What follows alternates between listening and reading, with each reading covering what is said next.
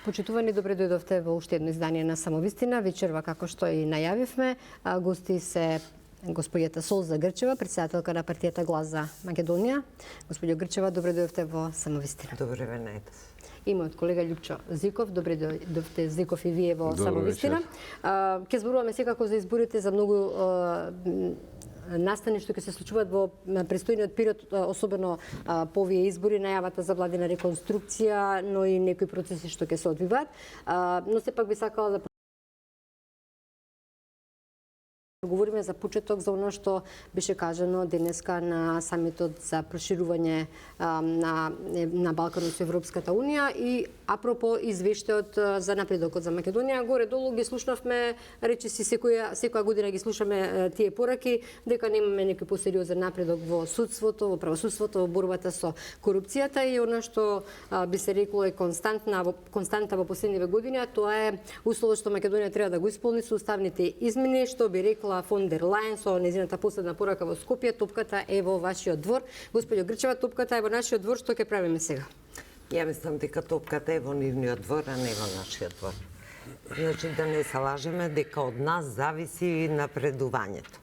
Кога ја слушав денес Каја Калас, министерката за надворешни работи на Европската унија, кога слушав и господјата Кос, Марта Кос за проширување комесарот, кога ги наведе земјите кои што се најнадежни за напредок, а тоа е Црна Гора, Молдавија, Украина и Албанија, значи ви станува јасно дека не станува збор за некаква наша топка во нашиот двор, која што ако добро ја изиграме, ако удриме гол, дека ќе влеземе во Европската унија.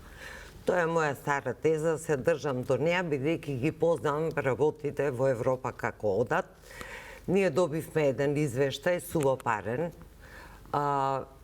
како збрда здола направен, со едни општи фрази, покрај ова издвојување, што е коректно за правосудството и за корупцијата, бидејќи тоа се проблеми кои што не морат и мораме да ги решаваме.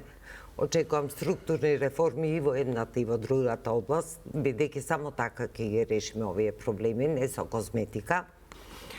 Се друго се излитани бирократски фрази кои не значат ништо.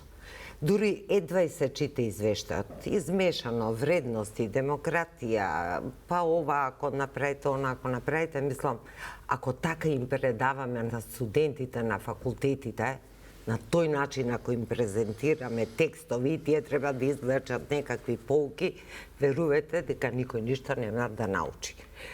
Такви извештаи ми е дегутантно веќе да ги читам, ги добиваме со години поред. Значи, скоро јајце на јајце личат тие извештаи. Она што е топката во нашиот двор се мисли на уставните измени на ова со Бугарија, каде Европската унија се помрдна да рече ако ги направите уставните измени, тогаш ќе добиете гаранции дека нема веќе да добивате вета од Бугарија. Тоа упорно не го прави. За Преспанскиот договор бевме лажени дека вие само смените го името и одма одите на брз колосек, ништо од тоа не се случи. Второ, за какви вредности зборува Европската унија? Да ве прашам.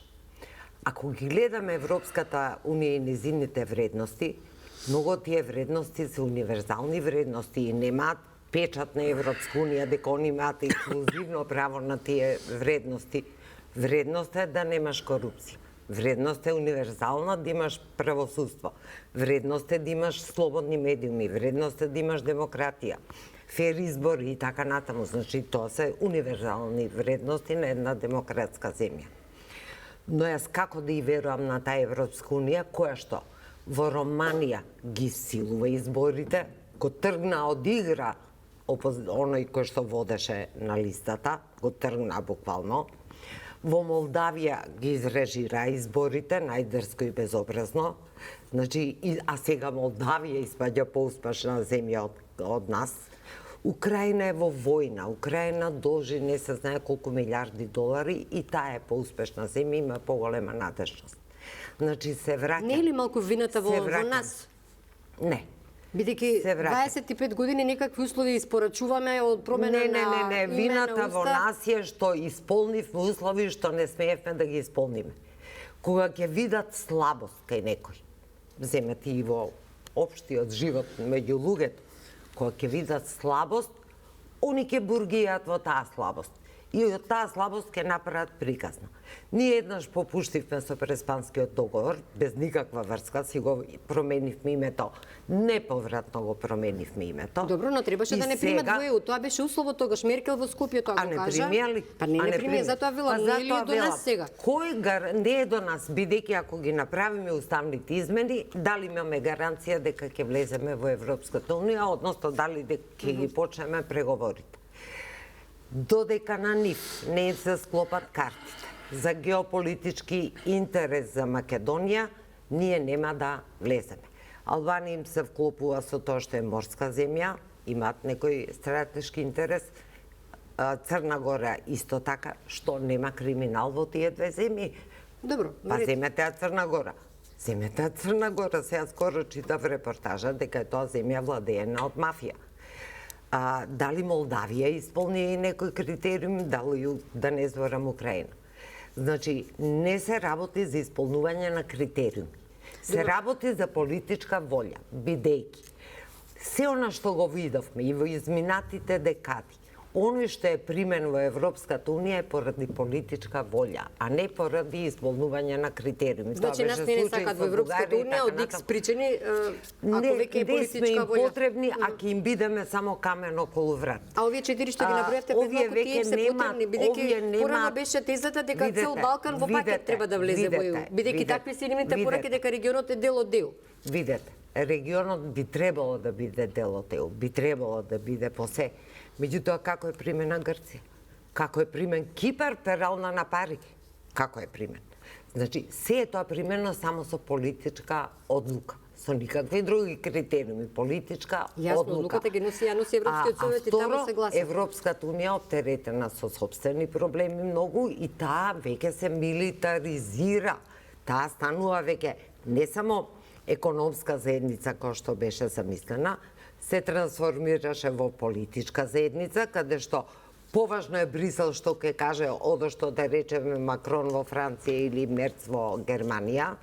Најважен е Брисел, како да имате две влади една врз друга, значи се политизира крајно и сега последно се милитаризира.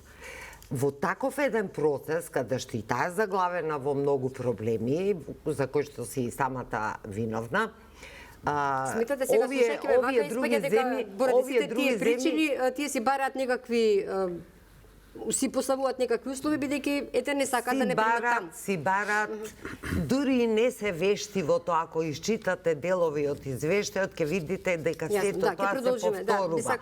Не се ни вешти во тоа да дадат причини. И уште една многу важна работа. Денес господјата Кос требаше да излезе на крај да заврши седницата, на самитот да заврши, со упатства за земјите што претендираат да отпочнат преговори, тие ги трнаа на страна. И за неколку недели ќе ги објавеле. Ве молам, како тоа пишувате вие извештаи за напредок, а ги немате спремено тие упатства. Значи, еден несериозен процес кој што рутински го тераат, а нивната идеја е политички да примат одредени земји кои што во овој момент им се потребни. Согласувате ли Зиков со ова и што мислите како сега ние ќе продолжиме напред?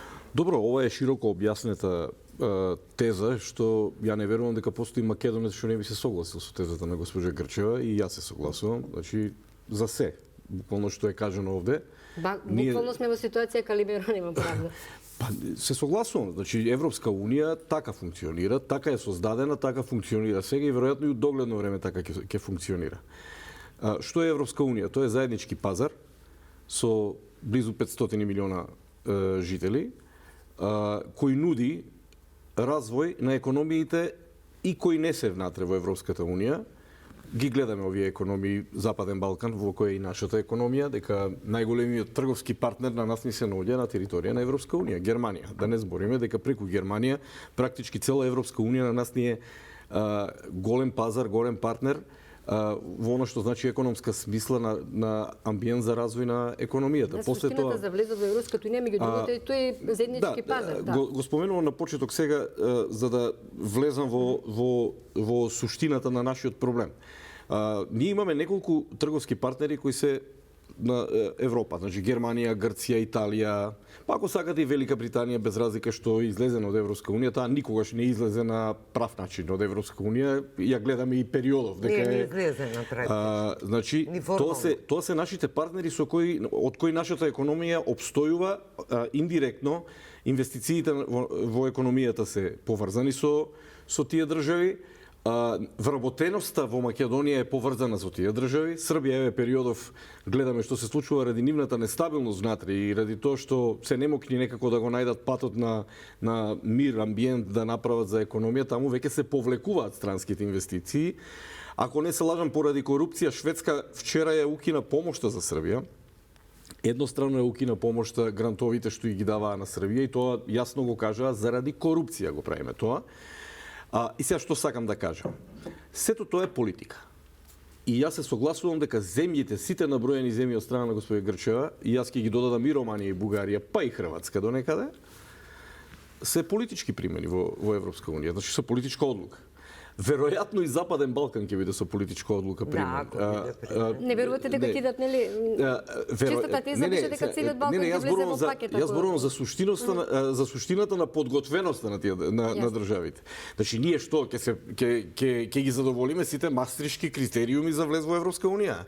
Ќе направиме GDP блиско до Европската унија за да не примат во Европска унија, за да не користиме толку фондови од таму? Ќе направиме буџетски дефицит како што бара Европска унија? Никогаш не сме го направиле. Зашто толку оди споро овој процес? Зашто постојано се измислуваат некакви услови? Конкретно за нашиот случај. Значи, веројатно овде има мешавина. Нели со години беше проблем иметоите се смени. Не, веројатно овде станува збор за мешавина од причини. Значи, едно е погледот на Европа кон овој простор, кон Украина и Молдавија, и од друга страна критериумите кои се поставени за да се задоволат на патот кон Европската унија. Знаете, овде е многу битно ние што правиме. И јас само во тој дел не се согласувам дека ова проблем на Европска унија. Ова не е воопшто проблем на Европска унија. Европска унија може да рече до година сите земји од Западен Балкан ги примаме во Европска унија во пакет, вие ќе ги срушите границите меѓу вас внатре, ќе направите мини Југославија со Албанија, нели, внатре, и ние ќе ве гледаме како Уест Балкан. И толку. И ве примаме внатре, нема да ви дадеме право на глас, како тоа излезе од текст. Ја не зборам на памет. Значи ова е излезено вчера завчера како таква ситуација. Значи може и тоа, меѓутоа ние што правиме? Тоа е суштината. Нели викаме дека ние ќе ја направиме Европа дома. Ја направивме? Сега сакам тоа да го отворам. Значи, знаете, ова помалку е и филозофско прашање. Сизив каменот кој го буткал по планината, значи, во што е поентата? Да го избутка до целта до горе или поентата е во буткањето на каменот? Бидејќи, знаете како викаат филозофи, значи, ако Сизив го избутка каменот до горе до планината, планината е ваква, значи тој горе каменот ќе му се стркала пак долу, значи не ја постигнал баш целта како таква. Значи целата поента на преговорите со Европска унија е во преговорите, а не во тоа дали вие ќе станете членка. Кога ние ќе станеме членка, еве гледајте ги анкетите во Хрватска, во Бугарија, во Романија, на пример луѓето таму, граѓаните не се среќни што се тие членки, многу не ја ни осеќаат Европската унија, бидејќи си останале во своите дворишта, на своите села, со својата сиромаштија, со својата работа која не носи многу приходи и така натаму. Но патот по кој одиме до членство на Европска унија е пат полн со реформи. Пат полн со платени реформи, кои грантовите од Европска унија ги плаќаат тие реформи, вие да ги направите. Јас икс пати во ова студио го имам кажано стара теза, што би рекла господја Грчева, стара моја теза е дека ние не сме доволно мокни да ги правиме реформите, тие суштински длабоки реформи дома. Како ние немаме волја да ги направиме тие реформи, дека не сме мокни. Па тоа е основното прашање, заради тоа што партиите на луѓето може да го спроведат тој процес, треба само политичка волја. Партиите на естаблишментот во Македонија, па и некои други партии кои можеби сакаат да бидат партии на естаблишментот. Прашањето е дали имаат политичката волја и капацитет да направат клучни реформи. Како ние ќе направиме реформи во корупција, не ми е јасно. Како ние во правосудство ќе направиме Например, како сменат кривичниот законник, сега побрза постапка и тоа е тоа. Сите братучетки на политичарите се суди или професори или доктори. Како ќе направите вие реформи? Што ќе направите од тие реформи? Ќе ги затварате нив? Ќе ги бркате од работа нив? Значи, кај нас имате непотизам, клиентелизам, корупција, поцрева исплеплетено. Тоа се решава, па видовме во Албанија како го решава. Тоа се решава, ама имаме примери, можеме тоа се решава со асистенција од надвор во Албанија. Убаво споменавте, на нив им дозволија ветинг во судството, меѓутоа мониториран од Европската унија. Добро дека ако сакаат во Европската унија. Ама вие за да бидете мониторирани треба да влезете во преговорите. Сега доаѓам до онаа суштина на отсуство на политичка волја да се отпочнат преговорите. Овде не станува збор. Јас неколку пати веќе го потенцирам во последните месеци тоа. Прашање е дали на вистина бугарите во устав ни се условот на нас. Па не знам тоа. Дали тој услов не е така isфорсиран услов за целата работа за да се зацкриеме зад него за да не ги реализираме овие реформи, а да имаме дежурна причина да кажуваме зошто не ќеме. Према Европската унија. Само уште една работа и завршувам, господи Грчева. Значи, ова Украина и Молдавија. Знаете, ние мислам дека не сме во состојба да се споредуваме со тоа. Украина е земја од 45 милиони луѓе. Украина утре и да иззема територија.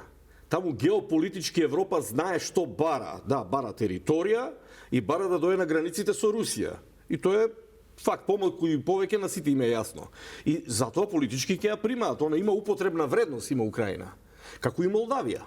Имаат употребна вредност на границите со Русија се во такво подрачје каде што може геополитика, воена политика да се води. Па ако сакате и економија утре тука граничен тука се допира Европска унија со Русија во тој дел.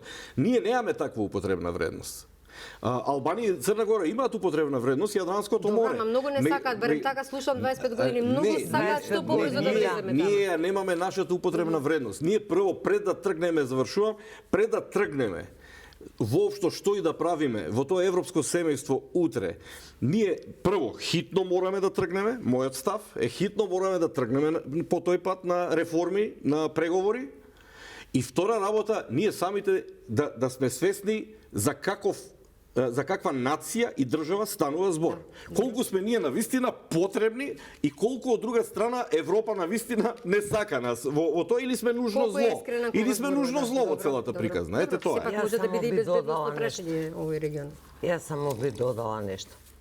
Значи, не сметам дека нам ни требаат отпочнување на преговори, тоа би било добро, но за да направиме реформи, знаеме како да ги направиме. Треба политичка волја да се почне со тие реформи. Уште веднаш ќе ви кажам што се не чини во кривичниот законник за да можеме да добиеме еден построг, би рекла, не таков либерален, нам не ни одговара на ова ниво на корупција, да имаме таков либерален кривичен законник. Второ, има други реформи што треба да ги обавиме за да елиминираме корупцијата, jer корупција, борба со корупција не постои таква работа, постои системско спречување на корупција. Ако дојдете до борба, тоа во мафијашки држави се прави. Иначе треба системски да ја спречите. Како да ја спречите? Дадете поголем број на овластување на антикорупцијска комисија. Дадете поголем број на овластување на финансова полиција и така натаму, значи имате незастарување на кривични дела. Значи многу структурни реформи можете да употребите. Не е за тоа потребна не се потребни само комисии. Значи нас не требаат луѓето што ги спроведуваат истрагите да имаат добри закони и да поставите луѓе со интегритет. Зборувам за добри закони, Бети. Законите не се добри. Мене ми поминале низ раци и јадници закони. Законите не ни се добри. Секако шупливо швајцарско сирење. Значи, вие имате во еден закон каде што едното ако го направите, другото не можете да го направите. Или се можете да направите за одредени пари. Ако се откупите. Значи имате закони кои што на некој начин ја легализираат корупцијата, бидејќи едни со други се судират. И не само тоа, дозволуваат се. Дозволуваат се, само зависи колку пари ќе плати. Значи, ние за тоа не ни се потребни водилки од Европа. Туку ни е потребно разум со кој што располага Македонија, има луѓе стручни кои што можат таа работа да ја тераат. Не ни се потребни преговорите за таа конкретна работа за да ги изведеме реформите. Но ќе се вратам на топката. Сепак сметам дека топката е во Брисел, а не кај нас. Они не убедуваат, бидејќи им одговара дека од нас зависи од нашите уставни реформи, иначе ќе полетаме како ракета во космос. Не е точно, значи кај нив е топката, они треба едноставно да кажат дека Бугарија веќе не сме да става вета, да ни дадат гаранции за она што од нас се очекува да го направиме. Но јас немам верба пред се во демократскиот капацитет на Европската унија, ве рековте, Шведска ги обуставила средствата за Србија поради корупција. Па сега ве прашувам, дали ги обустави за Украина средствата, бидејќи Украина е најкорумпирана држава во Европа и пошироко? Секој ден добива милиарди, пола од тие милиарди завршуваат во нечии джепови. Тоа е политика на Европска унија за тоа. Не, значи се креира една атмосфера на шарена револуција во Србија, затоа што не стави санкции за Русија, да не се лажеме се. Мислам, јасно е како земите се таргетираат и како земите се третираат во целиот тој процес. Тука не станува збор за никакви универзални вредности, за она со што не отруја. Цело време, као копи-пейст, се сите овие извештаи, мене не ме мрзаше пред известно време да ги гледам нашите извештаи и да ги споредам, па те се исти. Ке му ги дадат на некој бюрократ, таму само ке промени 3-4 реченици и го добиваме. Па да бидеме искрени, нема што да додадат, бидејќи овдека статус кво е, колку што...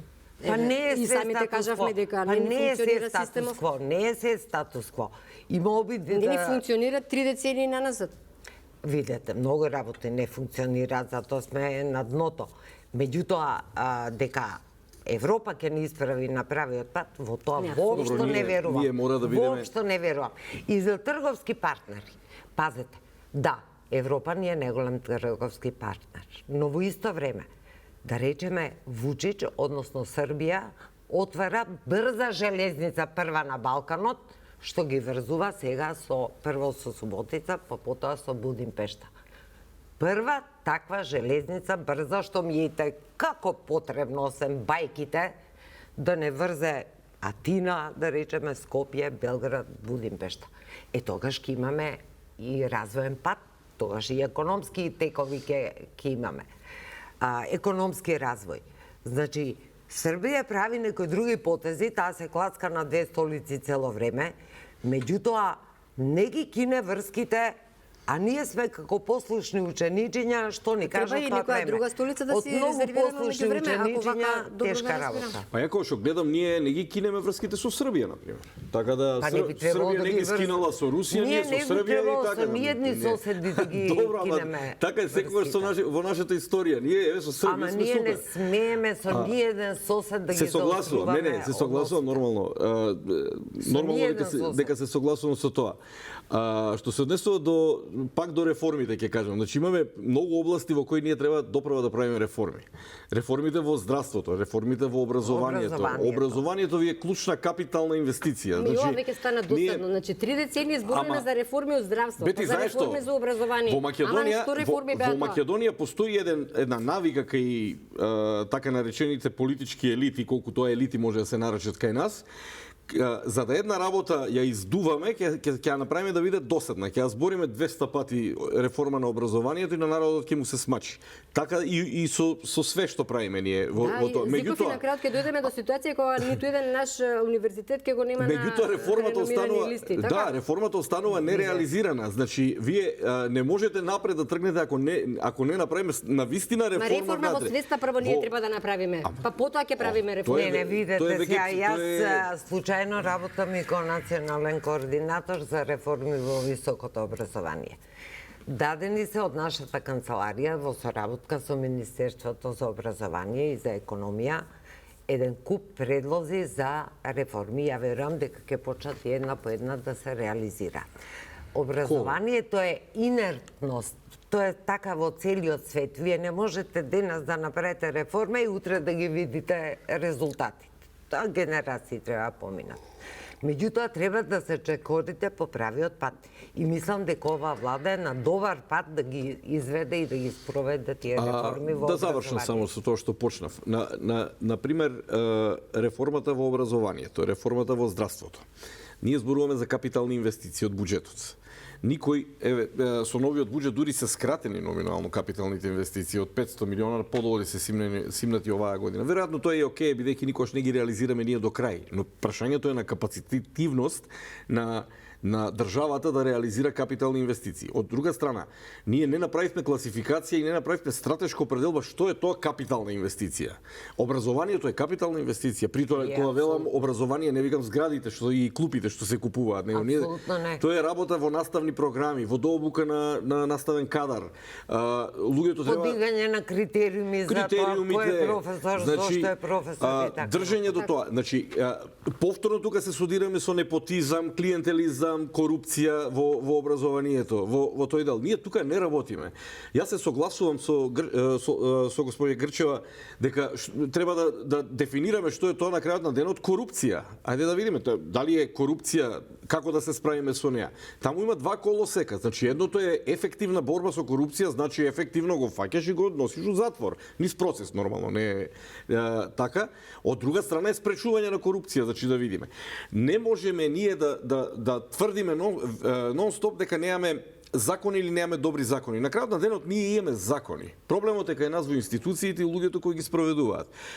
И повторно тука доаѓаме до неработење, инертност за погледнете што ни се случува околу нас. Никој ништо не работи во администрација.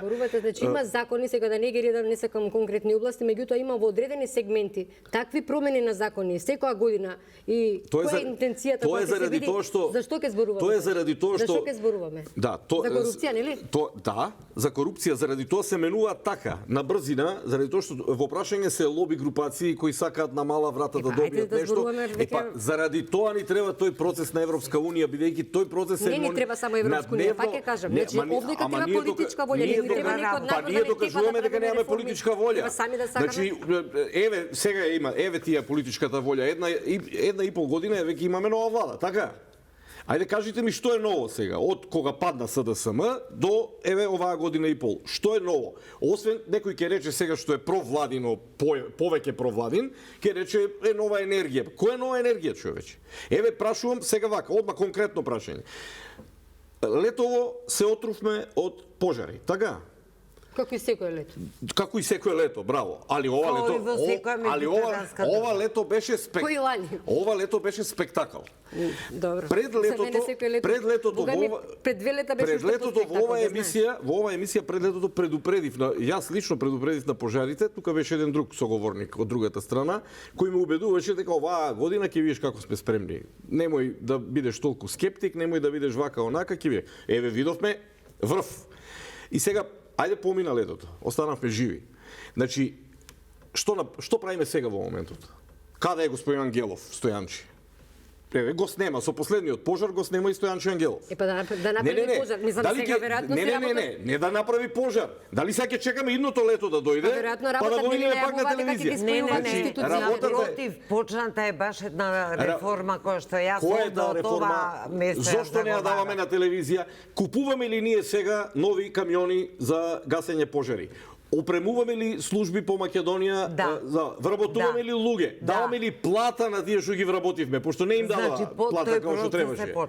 Авионите ги сервисираме ли, купуваме ли нови авиони. Значи станува збор за институции кои треба да ви работат. Сега тоа се прави. Не се прави тоа во јуни со првиот пожар. Зиков не може однапред. Ќе видиме како ќе стигнат до тоа што беше најавено дека ќе ги спојуваат. Јас зборувам за политичката волја, за реформи. Ја не зборувам за против пожарните. Беше најавено од 91 се најавува еден куп работи. Значи, работата е дека ние која имаме имаме нова власт. Еве се враќам повторно. Еве да се вратиме на изборите. Излезност што е била под 50% и никогаш до сега. Значи на луѓето веќе им е смачено од постојано ветување дека ќе се менува во корупција, дека не знам ова ќе се правело, тоа ќе се правело. Луѓето веќе станале апатични. Едноставно не сакаат веќе ни да гласат. Тоа треба да ни биде поента. Пред да влезам на ова, само ова да го кажам. Значи, пред изборите 24-та парламентарните беше кажано дека ќе се враќа името, дека Бугарија ќе се поништува договорот, дека ние тоа не прифаќаме ништо и така натаму. Се е тоа ред. ние можеме ништо да не прифаќаме, ние можеме и на грците среден прст да им ставиме и еднократно да го напуштиме договорот и по цена, ќе одиме ќе се молиме да не ни сврлат од НАТО во тој случај, така? Значи се ние ќе зошто се молиме да не ни сврлат од НАТО? Од НАТО не може да не можеме да не сврлат. Не може да ни сврлат. Тука јас и вие имаме суштинска разлика во ставовите, значи не. Ама не може да ни сврлат. Па нека го вратат името тогаш, ајде. Еве, заложите се вечерва да го вратат името. Меѓутоа не може. Па не можете да го вратите заради тоа што се лажело на пред изборите 24 година.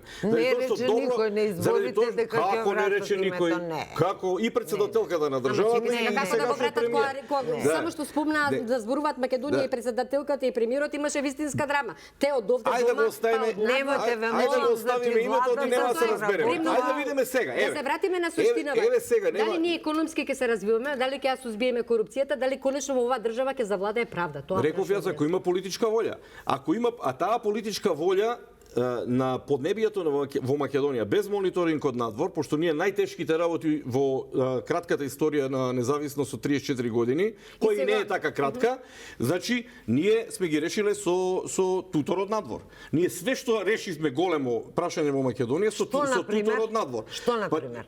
Опстанокот на државата. Еве, 90-тите години, 99-та ако сакате веќе почнеме од 2001, да не споминам 90-тите години со разни други ситуации што се случуваат со приватизација и такви работи, таму оти немавме тутор, па ни се деси тоа што ни се деси.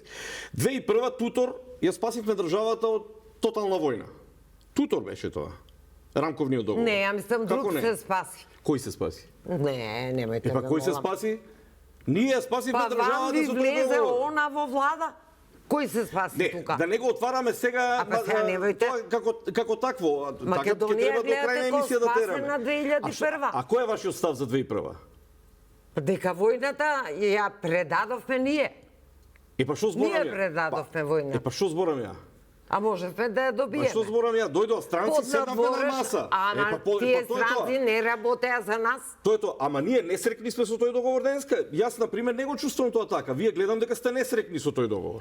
Не дека сум несрекна, но мислам дека тоа е изнасилена работа. Дека тоа требаше по еволутивен пат да се реши, а не со командантни од планини. По еволутивен денеска ќе се тепавме. Па како тоа? Сигурно. По еволутивен така ќе беше. Него сакам да речам дека Еве зошто сега се спласнаа тие односи?